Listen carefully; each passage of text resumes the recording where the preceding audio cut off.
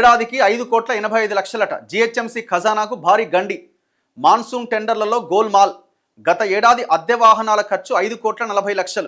ఈసారి 11,25,00,000 చెల్లించేందుకు సిద్ధం. ఇంజనీరింగ్ ఆఫీసర్లు, బడా కాంట్రాక్టర్లు కలిసి ప్లాన్ చేసిరట.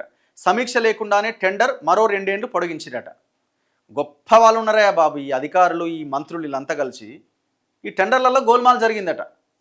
ఏంది ఇది? అద్దె వాహనాలని అద్దెకు పెడతారు ఈ జిహెచ్ఎంసీలో, ఎంప్లాయీస్ కోసమో లేకపోతే రకరకాల పనుల కోసం. ఆ అద్దె వాహనాల్లో గోల్మాల్ జరిగిందట. ఇగో, వర్షాల నేపథ్యంలో చేపట్టాల్సిన యాక్షన్ ప్లాన్లో భాగంగా గ్రేటర్ హైదరాబాద్ మున్సిపల్ కార్పొరేషన్ టెండర్లలో గోల్మాల్ జరిగింది. ప్రతి ఏడాది monsoon emergency teams, MET, instant repair teams, ఐఆర్టీను జిహెచ్ఎంసీ ఏర్పాటు చేస్తోంది. వీటికి సంబంధించి అద్దె ప్రాతిపదికన వాహనాలు సమకూర్చే టెండర్లను బల్దియాలోని రవాణా విభాగం ప్రకటిస్తూ వస్తోంది. ఈసారి కొంతమంది బడా కాంట్రాక్టర్ల కోసం టెండర్ నిబంధనలు మార్చేసిరట.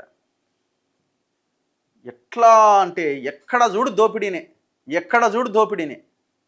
మరి పైసలు లేవంటున్న రేవంత్ రెడ్డి దోపిడీని ఎందుకు ఆపలేకపోతున్నాడు? జిహెచ్ఎంసీ అంటే మున్సిపల్ మినిస్టర్ ఆయన. ఇప్పుడు ఏడుంది ఇది? 8th పేజే కదా ఇది.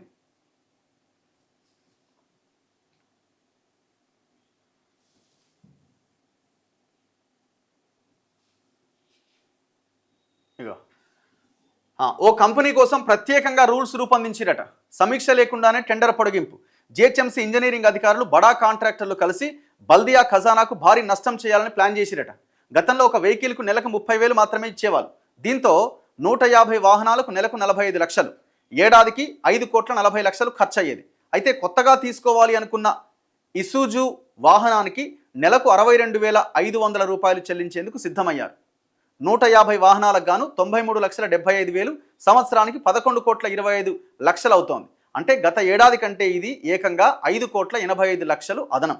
అంతేకాకుండా టెండర్ను మరో 2 ఏళ్ల పాటు ఎలాంటి సమీక్ష లేకుండానే పొడిగించాలని ఒప్పందంలో రాసుకున్నారు. దీంతో జిహెచ్ఎంసీ పైన 17,55,00,000 అదనపు భారం పడే అవకాశం ఉంది. కన్సర్న్ మినిస్టర్ ముఖ్యమంత్రి రేవంత్ రెడ్డి గారు రెస్పాండ్ అవ్వాలి.